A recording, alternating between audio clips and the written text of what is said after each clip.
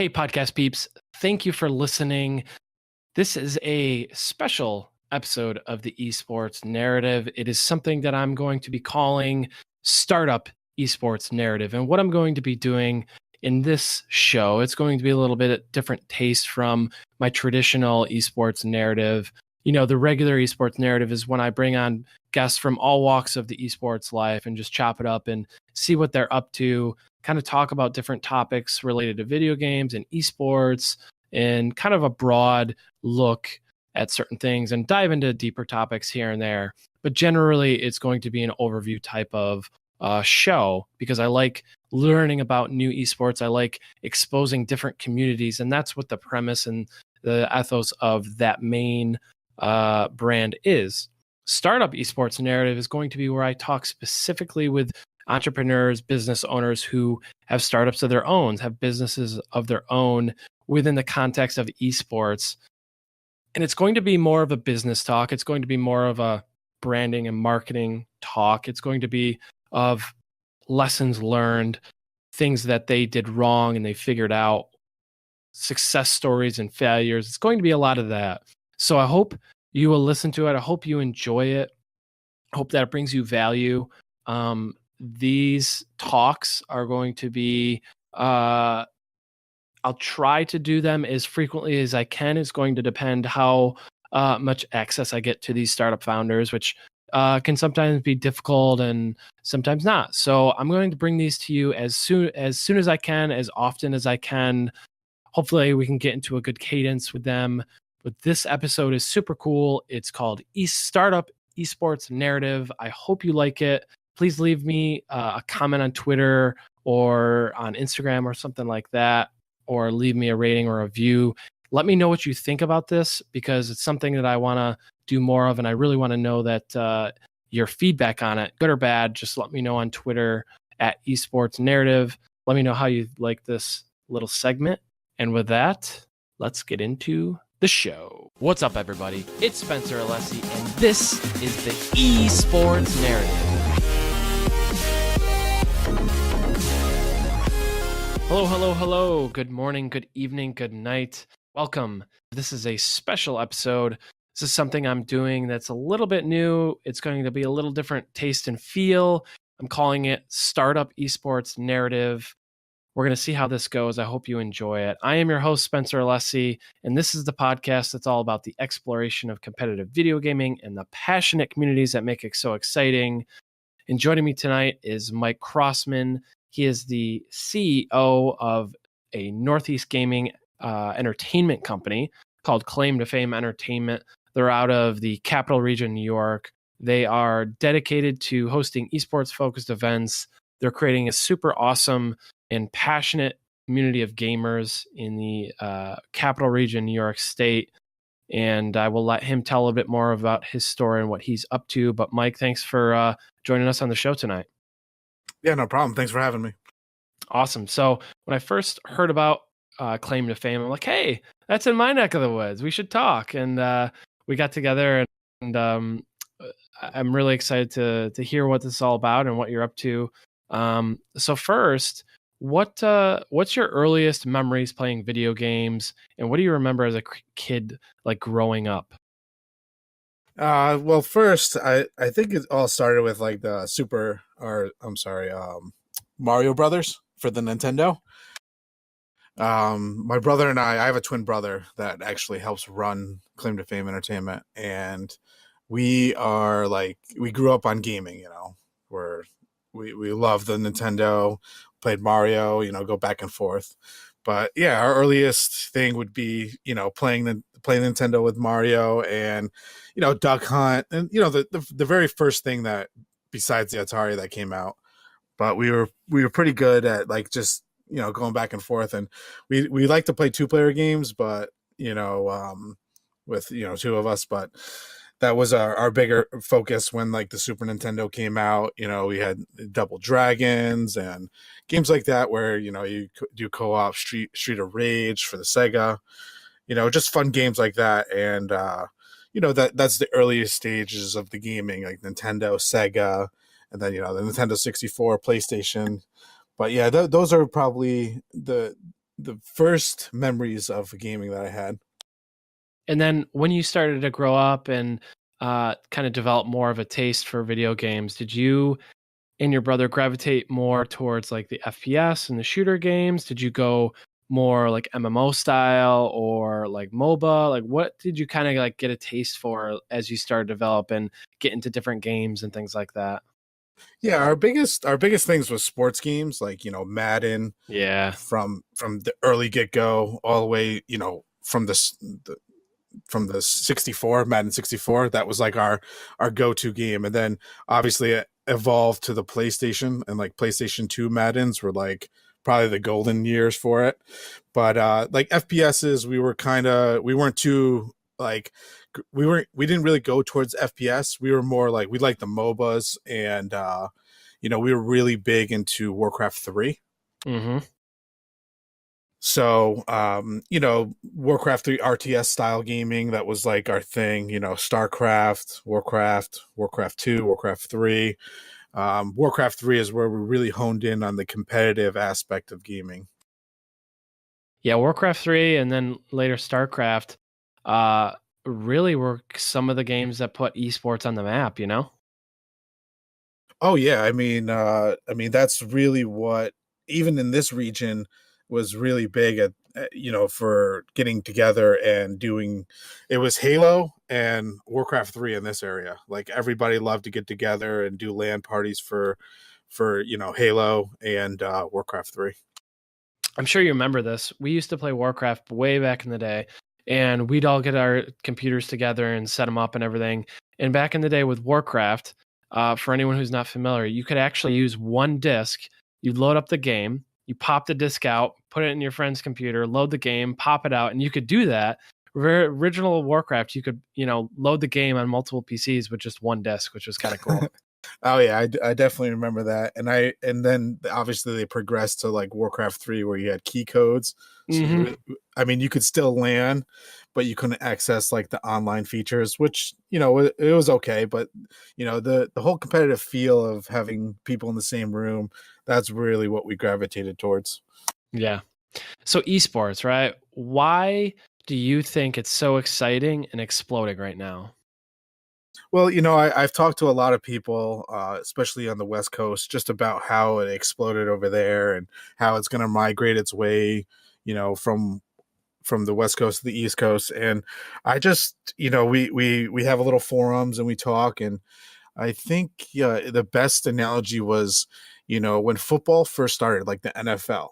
People were like, "Oh my God, it's grown men tackling each other with a pigskin. Like nobody's gonna like that." The teams weren't worth that much back in the day, and it just exploded. And they really marketed it well, and people use that analogy for esports. Like, oh my God, they're just sitting there playing video games, but it's the marketability of it.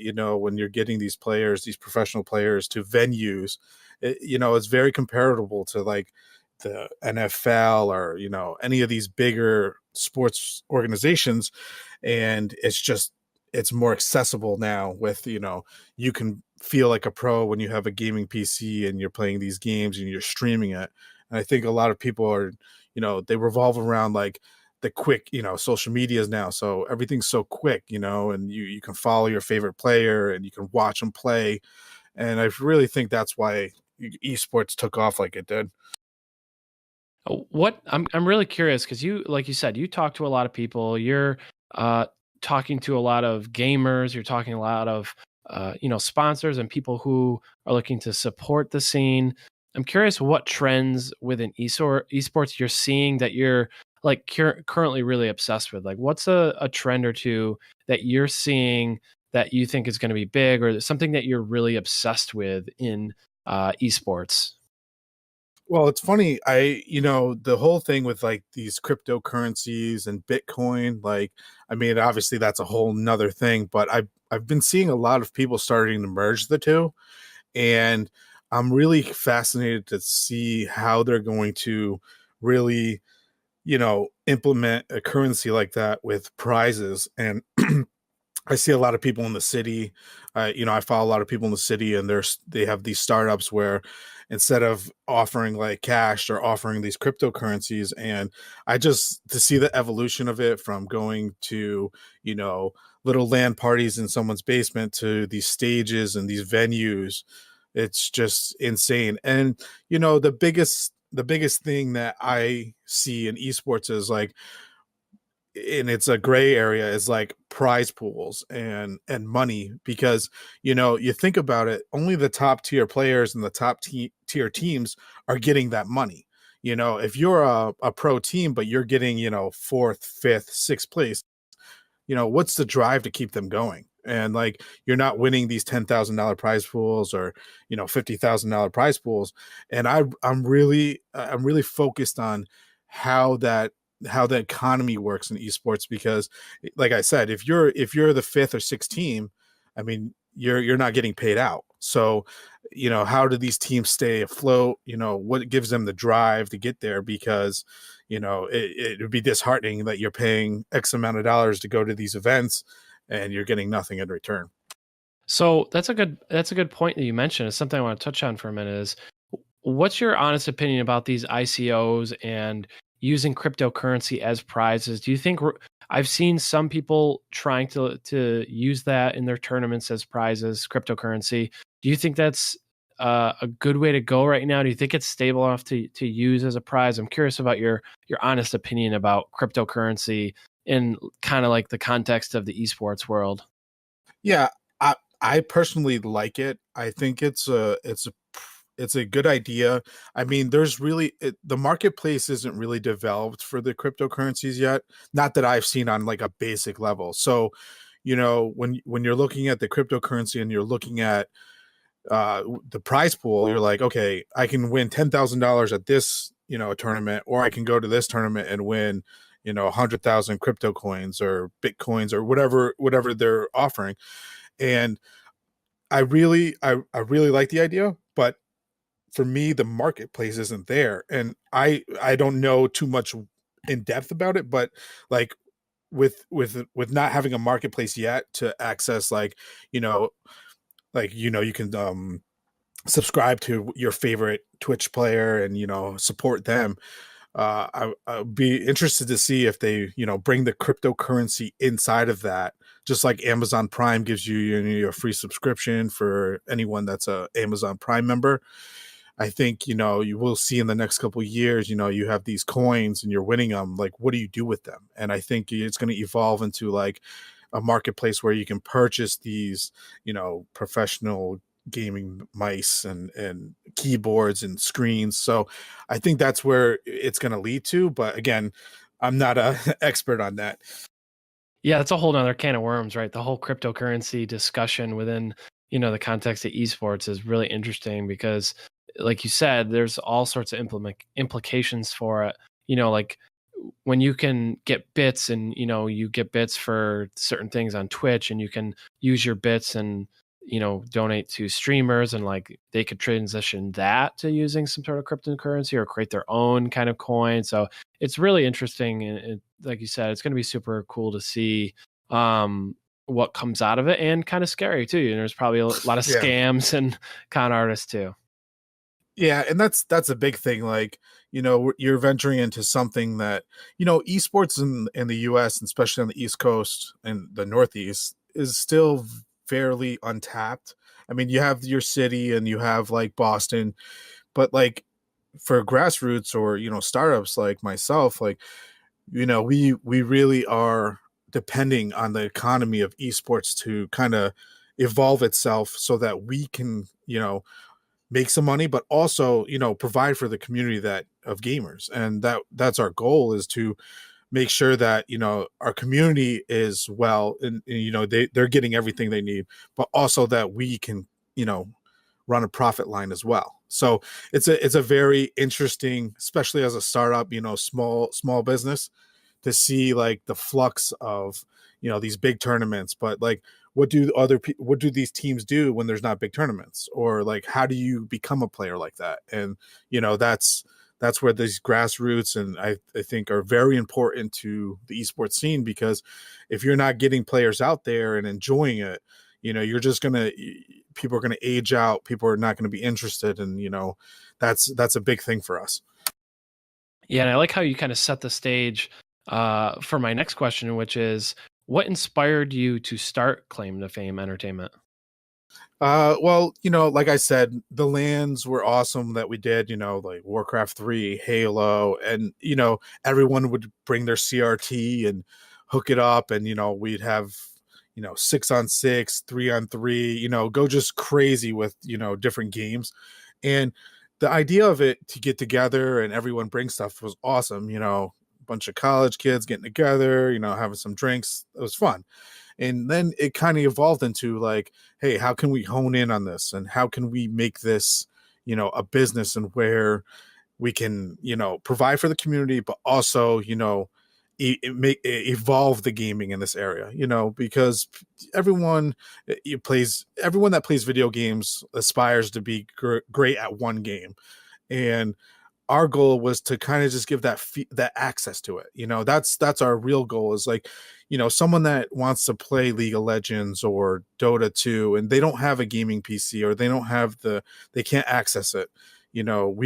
That's really what strives us, is so players can access, what the professionals have. And that's really like our business model, is that we really want to bring, you never know who you're going to meet and what kind of type of gamer somebody is, but to give them that ability to access a gaming unit, or professional headsets, and to get that feel, and to get that next generation of gamer going. That's really what it progressed to.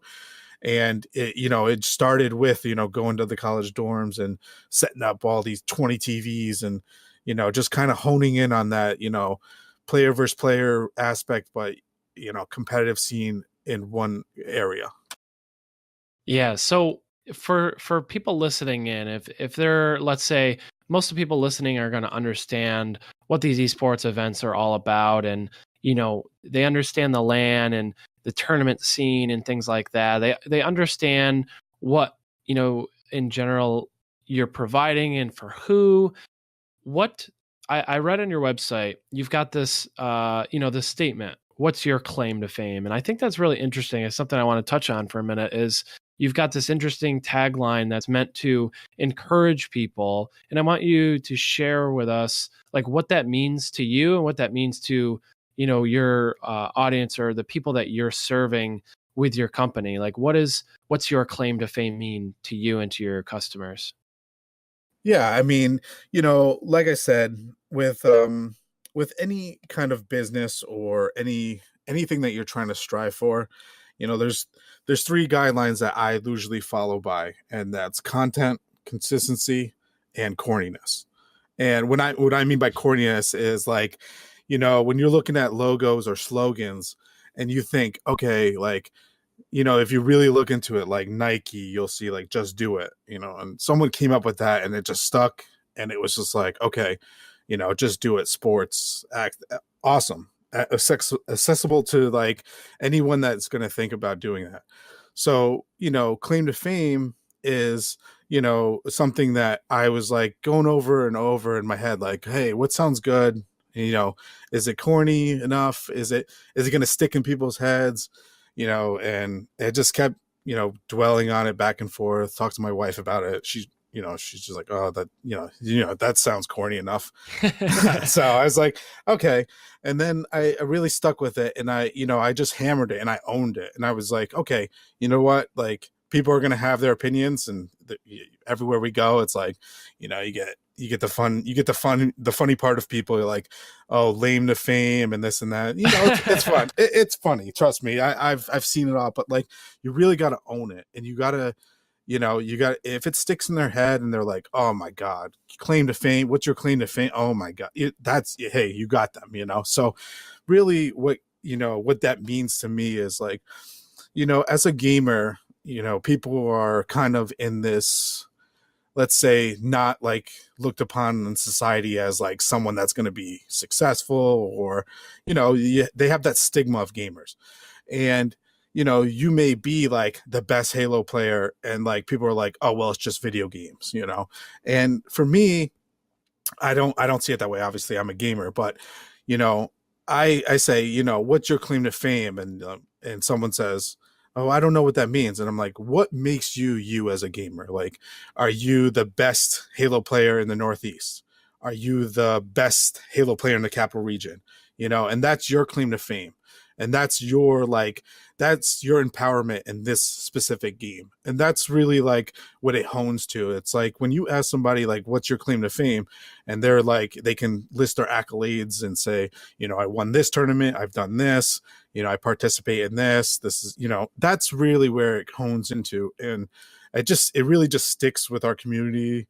And, people have fun with it, but I really want it to be like an empowerment for gamers, like this is what makes me me, and this game and this tournament, and this is what defines me as a gamer. Yeah, I really like that. It's it provides an underlying ethos or a mission for what you're trying to do, what you're trying to accomplish. That's kind of larger than just playing video games. It's bigger. It's a bigger, broader picture than that. Yeah, definitely. So why is now the time for your company to exist? Like, why is it a good time to be in this and doing this? Why is now the time for Claim to Fame Entertainment to exist? Well, basically, we've been doing this for about 2 years, just kind of planting the seed, getting out there, participating in events, helping out where we can, providing setups, and just kind of getting out there and really just, taking the baby steps, not rushing into anything, not doing anything crazy, just letting it kind of grow naturally. And, we've been doing it for 2 years, and we finally just said, listen, esports is ripe in this area. It's really untapped. There has been like bigger events here, but there's no consistency, and the content is like there's no name behind it. So if anyone looks up like Albany, New York, or the Capital Region, there's no like defining moment or business behind this push. And so we really came together, and we were like, listen, we want to put ourselves on the map, but we also want to do it the right way. And especially with like the e-leagues coming out, and the city being only 2 hours away, and all these teams buying in, like Boston, New York City, it was really like a time where like grassroots could kind of start sprouting with the intention of feeding into this bigger picture of professional gaming. And we have a great group of guys in this area that are gamers, and they're over the past couple of years have really seen like that we want to push more of like that professional feel and that professional aspect, and see what is in this area for it. But at the same time, we wanted to do it right. So we just, helping out at events and kind of just getting our name out there, social medias, and like I said, meeting up with people like yourself, and kind of just getting that full experience. So what's the size of your team right now? You mentioned your twin brother and a group of people. Like, what does your team look like right now? So it's funny because any business in any business that you do, if you try to do it yourself, you're going to get burnt out from both ends. And that's something that I really was like, if I do this, I want to do it with a group of guys that are passionate just like myself. And it was really key that I didn't have one or two people just doing the same thing that I was doing, because then we're just going to get on each other's necks, and it was just going to get crazy. So we have a total of 5, and everyone has their own like unique thing that they do inside Claim to Fame. And this really helps with like making sure that things get done, and then checklist it off and say, okay, this was done, and this it was done by XYZ. And if I couldn't imagine, I've met some guys that like try to do it all themselves, and it just really burns them out. And I think especially competitive gaming that you do with the team, and it was like, okay, this is perfect.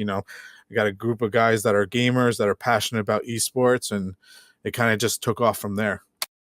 And it goes back to kind of knowing your strengths and weaknesses, right? And just being able to just be real and, uh, Yeah, practical, right? Like about what you're good at versus what your friends or your teammates are good at. yeah, that's the thing. Like, and anybody in this area that knows like what we're doing, they know our personalities, and they know who we are. We can't be fake and try to say, hey, this is who I am, this is what I do. People, we grew up in this area, so when we try to go outside our means, people are like, what are they doing? But that's why we have a team where somebody really focuses on social media and somebody focuses on streaming. It's not like we're not crossing too many things that people will like you like get burnt out. And I'm not a streamer. My personality isn't in front of the camera playing well. I like to be serious. I like to get down, I like to win. I'm very competitive. And we have a personality. My partner and friend JP is like, he's outgoing, funny. He when he games, he has that personality where he can talk to people, and he does our streaming for us, so it works out. And I do like the more business side where I meet with people, I check the numbers, and it really works out. So in 2018, what does success look like for you? And how do you, like, as a business owner, an entrepreneur, a startup founder, like, what are some things that you're doing to kind of track it or measure it to see that you're progressing?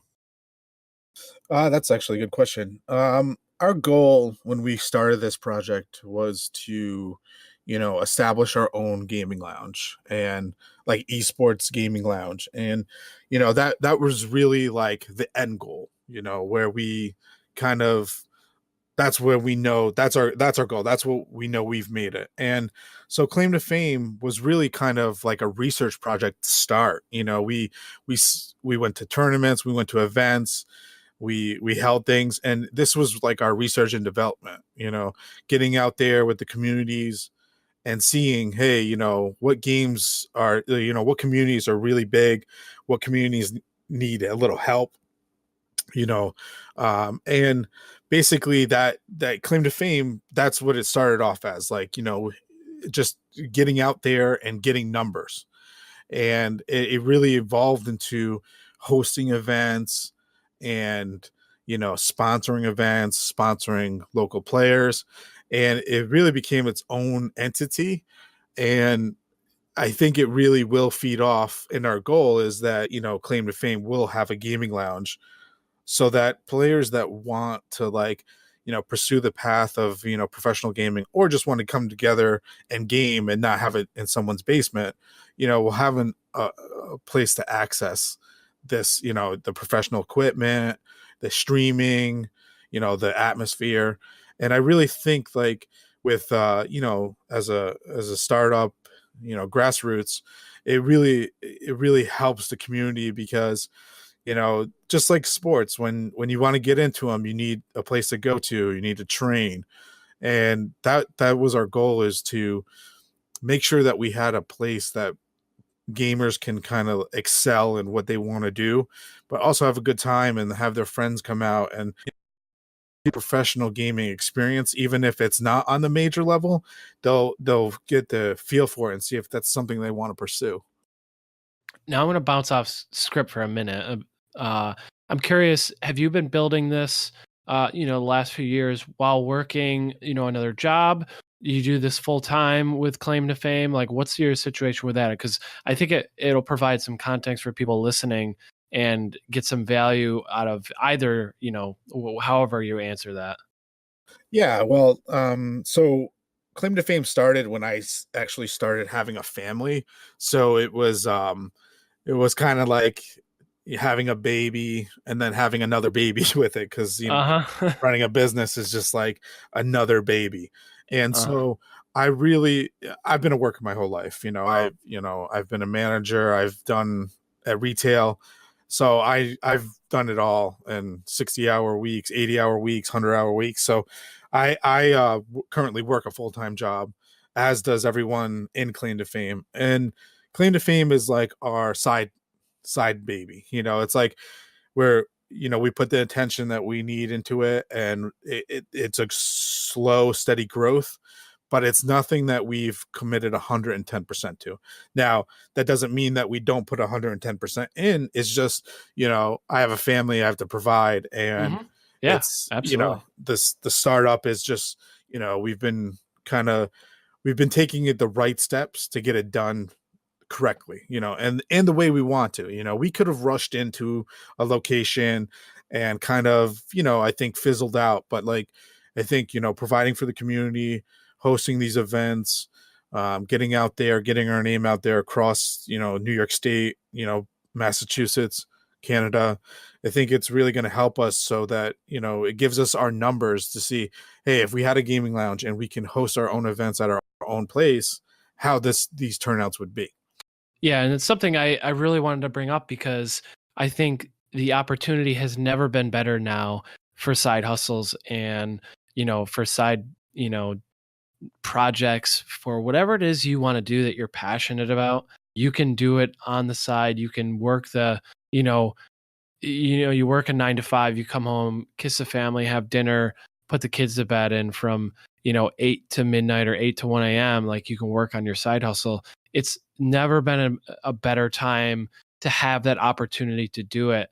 And I wanted to bring that up because I wanted to touch on that for just a minute, because I think it's something that the people listening in can relate to, because a lot of people listening probably have passions, or maybe they have side projects or side hustles, and they are maybe working, but they want to be a streamer or whatever it is. And you can do it. You have lots of time. There's 24 hours in a day.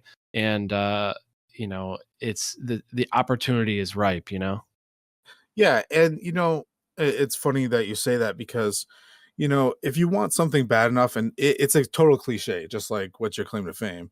It's like, if you really want something bad enough, you'll go out and get it. But at the same time, like, nothing is handed to you, and when you're, especially like when you're talking about esports, you have your top end, MLG and these other guys, where they're already established and they have millions of dollars to put into it. But what the esports community really needs is startups and like grassroots to, create this economy for gamers.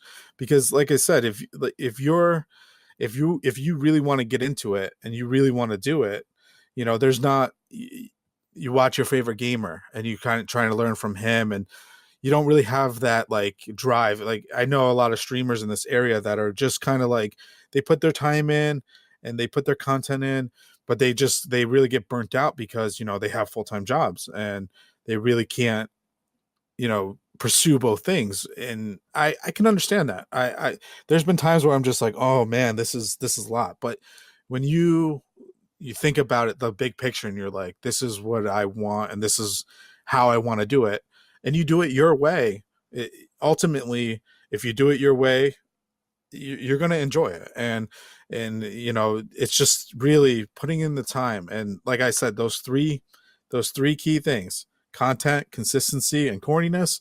I mean, if you can answer all those questions, you're really starting to make a headway in the esports or like competitive gaming scene. Yeah, I like that. I like that. So, where do you think your growth will be in the next year, like next year, and then in 5 years? Like, what are you hoping to achieve, and where do you think your growth will be? um so when we started going out to different venues and saying, hey, listen, we're going to have a video game tournament, it's going to bring X amount of people, what do you guys think? We got tons of no's, like, especially in the capital region, because it's still foreign here. It's like, oh, people are going to come play video games, like, pay to do it, and they're going to win money. Like, that doesn't make, people still don't comprehend that. And I meet with tons of different CEOs and owners of businesses.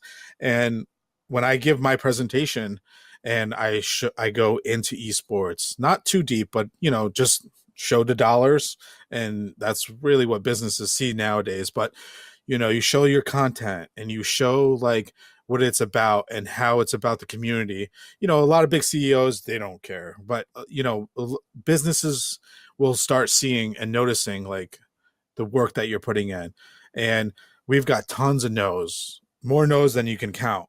But we're in Crossgates Mall, which is one of the biggest malls in New York. We host events there, and we've hosted events at other malls in the area and local colleges and high schools. So like it's just persistence and really getting out there, and being a startup that really is kind of the first company to really do it in this area. It's still foreign, and you're still climbing that mountain. I mean, we've had events where we've had 80 plus people on a Monday night, and businesses are still saying, oh, it's just a thing, it's just video games. But when you really break it down, 80 people on a Monday night tournament in in Albany, New York is huge. So it's just keeping that grind. I'm curious, like looking back retrospectively, what was it like getting your first paying customer? It was exciting, but for us, it was more of a bigger picture. We really wanted it to, we really wanted the community to feel like they were getting more out of what we were providing. And that was our goal was, everybody that came to our first event, we wanted to make sure that they were like had a blast, and it was bigger than just making the money and doing all the setting up and all the little knickknacks that you have to do. We were exhausted, but when we were at the end of the night, everyone was like, oh, I had fun, I can't wait till the next event. That was more satisfying than anything, because that was our goal, was to just make sure that we provided a ample space for and venue and atmosphere for people to be like, hey, this is awesome, I want to come back. And of course that equals money, and that was like, it works hand in hand. So it was a great feeling.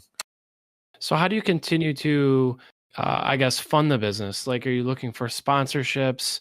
Are you looking for, revenue from, the participants and people taking place in the tournaments and the events you host? Like, how do you continue to fund this and, continue to grow it into what you want it to be, Yeah, I mean, currently we are only hosting Monday nights at the local mall, and really Claim to Fame just really runs itself. And any money that Claim to Fame makes is going into a fund to create a gaming lounge. So it's not like we're paying ourselves out, and we all have full-time jobs that we really work at to make sure that we can I sustain a family and all that. And that was a big thing for us, is like, oh, when we start making money, what are we going to do? And like our goal, like I said, is to have a gaming lounge. So everything we make, anything that ever donated, or anything in that long lines, is going right to our gaming lounge. And we have a lawyer, any business, lawyer, accountant, and in all our events really just kind of, we're making money. Like we're obviously making money, but it's just Monday nights are great for us, but just doing it one night a week is really like where we know there's more potential. But like I said, our goal is to have that gaming lounge, and so everything we make, all our revenue, all our profit, is going right into that fund. And I think that's a smart thing that you mentioned, because a lot of people, when they have side hustles, or even businesses in general, they are looking to take the money out as soon as they can, so they can buy things, and do stuff with that money. And I think it's important to note, how focused you are on that vision, in that you're, not taking that out, and that you're really focused on, putting it towards a future vision of yours. And I think that's something that is important, and something I wanted to highlight, because I think it's a kind of a trap that a lot of people including myself in the past, have fallen into, you know? Oh yeah, for sure. I mean, every all the money that we make, we try to put back into the community with, upgrading our equipment. But we know that that is something that we want because in turn that equipment is going to be in our gaming lounge. So we know that if we're buying something that ultimately it's going to end up in the same, you know, project and idea with the gaming lounge. So, we have a business relationship with BenQ, and they gave us a really good deal, and we went out and got esports monitors to just upgrade the community, upgrade the events. And we know that, those monitors will be equipment in our gaming lounge. So it was like, it's hand in hand, so it really works out that we're making money, we're upgrading, but we also know that the product that we buy is going to be in the gaming lounge. So it really works out. And it's short-term thinking versus long-term. Clearly you've got a long-term plan versus the short-term thinking of, oh, I've got this side hustle and let me take a few dollars out to get new sneakers or like, new Yeah. watch or something like that. Yeah, I mean, listen, we've had some really amazing nights and some amazing events where we've made, a good chunk of change, and we're like, oh, let's make sure that we keep level headed and see the end goal, because you can just say, hey, listen, I made a lot of money, let's go out, let's have fun. But it's about like, and that's, and that goes back to the gamers or streamers that are trying to make it. It's, you got to see the end goal, because it's hard, it's easy to get distracted, especially in gaming. Oh, that's a nice mouse, I'm going to get that. Or a nice screen, I'm going to upgrade to that. But you gotta have your end goal, and like, you can reward yourself here and there, but just make sure that the priority is that end goal. So what do you think you see as the biggest risk or the biggest threat to claim to fame going forward? It's funny to think that, we started up and there was nothing like it in the area, and we're like, huh, you know what is the biggest risk for us? And I would say personally, our biggest risk is someone sees what we're doing and they go, you know what, I have money and I'm just going to do what they're doing, but take it to the next level, and really invest in, the space and the equipment where we're building it up. They're just going to, instantly do it. So our real focus was, that's why we want to be part of the community and get in there and make sure that, that we're strong in the community, like pillars, because somebody can say, oh my god, look at what they're doing, I have the money to do what they're doing in a better place, let me just do that. And that's our biggest thing is, someone's going to eventually find out, oh, this is untapped, hey, listen, in this area, they've done all the research, they've built this, and let me just take advantage of that. And it's just business. That's our biggest fear, that someone might come and just say, hey, I'm going to do what they're planning on doing. What's been the hardest thing for you since you started? um the hardest thing that, from are you talking to like personally or just for like the business? Either. So like you're starting this on the side, right? You've got you just started a family. When you started it, you're working, like you've got a lot of, you've got life, like what's been the hardest thing, for you or for, your company, since you started? Yeah, so the hardest thing for me personally was, like I said, I just had my son, and we just moved back into the area, so it was like, okay, I have to split this time out, this time, and then obviously you need wife time, because that's very important, is just to have one-on-one time with your wife. And like, it was just like, okay, I'm juggling all this, and really took a lot of time away from, like, I used to love to work out and all this, and it really just takes that time away from, like, getting into the gym, and because I'm so like passionate and really want to delve into it every time I get, in that mindset. And it really just kind of just having the family, and I really take a lot of time away from myself. But I feel, you know gratification when I see people enjoying our events and enjoying our content, and that really helps like keep that drive going. And for claim to fame, I think, like I said, when we first came into the community, it was fractured, and I guess there was a couple attempts of companies or people or communities trying to piece it together and kind of just bring it together as a whole. And sometimes you get pushback when you're something new and not established yet, and you're really just trying to get into these different communities that you might not have been a part of, like the CSGO community or something that we really didn't delve into. But they, once they see like what we're trying to do, they really like respect it, and it really just comes full circle at that point. And no doubt you've had your share of, struggles and trials and tribulations. And, there's a lot that goes into this that people don't really realize, with running a business and starting something up like this. There's a lot of lessons to be learned, So I'm curious what lessons you have learned the hard way in, this whole process. I mean, for us, it's not really that big of a risk. I mean, I don't want to word it that way because we know it's kind of our side thing. So we know, like, we get tons of no's, and we had some pushback on kind of just that feel of we're an esports company or esports entertainment service, and people, it's like I said, it was foreign, and the communities really had their own identities where they were okay with this, and we really wanted to bring it to the next level. And that was a big thing where we were like, okay, well, how do we do it, and how do we make everyone happy, but how do we get our goals done?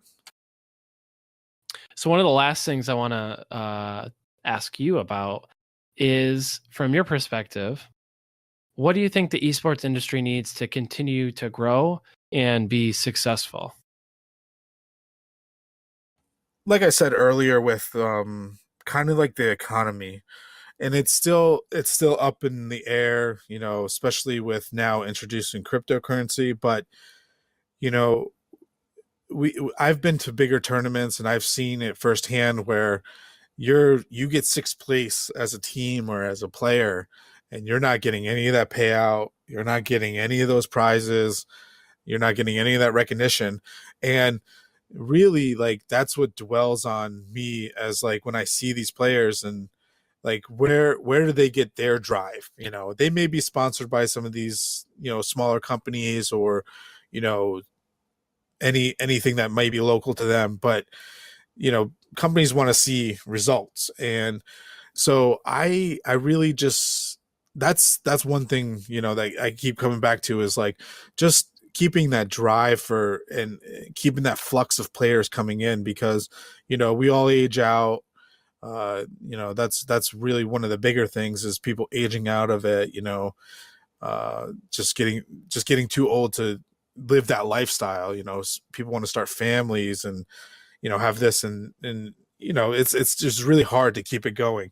So I really focus on how you can keep that flux of players coming in, but keep players to going to events. Because if you see some of the top players going to these events, there's no drive. I mean, there's drive to play them, like that competitive instinct in you, but at a certain point you're going to start saying, oh, where's like my recognition, where am I winning these? And that's really like the focus that I have, is like just keeping that community afloat, with like making sure that they feel like they're getting something out of it, and just feeling good about just any kind of placements. And that's a really big thing for me.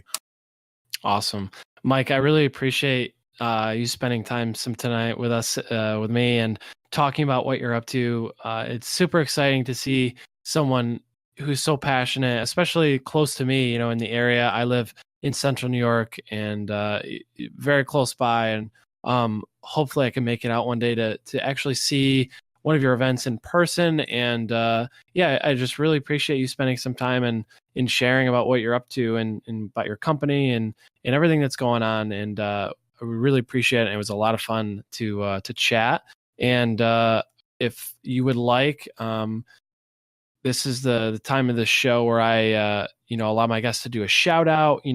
Tell people where they can connect with you. If there's anything you want to point people to or direct people to, we'll make sure we link up, Claim to Fame and in your social channels in the show notes. But the floor is yours. If you got any shout outs or if there's any place you want to, tell people where to connect with you, let them have it. Okay. Yeah. Well, first of all, I want to just thank you for having me. I know, I know the grind, and I know what you're doing is very valuable to making sure that the esports people are heard. I mean, I really like the idea of getting people in there and just talking about esports. I think what you're doing is awesome, and I really commend you on it. It's a good thing for the community. I think when people hear about other people's stories, I think, and just a drive, and even if they take one or two things from this and kind of just put it in their own thing, I think that's, an awesome, that it's Definitely. like just an awesome resource. Thank you. Appreciate that. I really do. I appreciate that. Yeah. And I definitely would like to come back and just keep updated and, spread your word up here. And I think New York is up and coming. I mean, obviously the city is the city, they have their thing, but like upstate New York, Western Massachusetts, these people are ready to kind of take the next level. And I think with the works of just local guys like us getting it done, I think people will really get on that train, So I really like to come back anytime, and give you updates. And like you said, if you come up, definitely come out, check out our event. I'll buy you a beer or awesome. a water or whatever you want. Yeah, that sounds great. So real quick, you can catch Mike and his crew at claimtofameentertainment.com. Is that right? Yes, sir. Claimtofameentertainment.com. They are on Facebook. You can, I don't know if there's any other social channels you want to plug or anything like that. Yeah. I'm not much of a plugger, but yeah, I'll throw some shout outs to like our social medias. I mean, we have our Twitch channel. It's just Claim to Fame Entertainment. Try to keep it consistent. We're on Twitter. Not really good at tweeting, but we're trying to work on it. If we take any tips from anybody, but it's Claim to Fame at C2F Gaming. That's our Claim to Fame channel. And that's really where we really focus on kind of connecting with the Twitterverse. Awesome. But, and those are just it. We have an Instagram. We take pictures of our events. That's Instagram, Claim to Fame Entertainment. Very consistent on that. Cool. But yeah, everything is just Claim to Fame Entertainment, and you can see what we do. We have some videos. We stream all our Monday night events, and Thursday night we have our streaming. I guess guy JP doing Dungeons and Dragons and getting out outside the box a little bit with the esports, but the gaming in general. So awesome. So if you're in the capital region or close by or near that and you want to check these guys out, what they're up to, definitely check them out and head up their social channels and figure out when they're having stuff going on and check it out and support your local community, because as Mike will tell you, the strength in the sustainability of the local community is directly related to supporting the esports industry as a whole. You look at these big organizations, they would be nothing and nowhere without the local scene. I mean, you look at the complexities and Optic and Splice and things like that. They all have a very local presence and to some extent started very local. So support your local scene. Yes, sir. And with that, I just want to remind everyone that if this all goes as planned, I mean, what's your claim to fame? Hey guys, real quick before you go, I just want to say thanks for listening and supporting the show. It really means a lot to me that you like it, and I hope that if you found some value from this podcast, that you'll share it on Twitter or on Instagram or Facebook. anywhere that you have a social media presence. I would love it if you would just share it with 3 to 4 people that might be interested in it. It would absolutely mean the world to me. It would help me get my name out there, help me get the podcast out there. I do this solely for the love of esports and for the love of getting to know people and hearing the stories of esports that I think are so awesome. So please, if you got value from this, if you enjoyed it, please share it with someone who you think might like it. And with that, I will see you next time. Thanks for listening. I really appreciate it.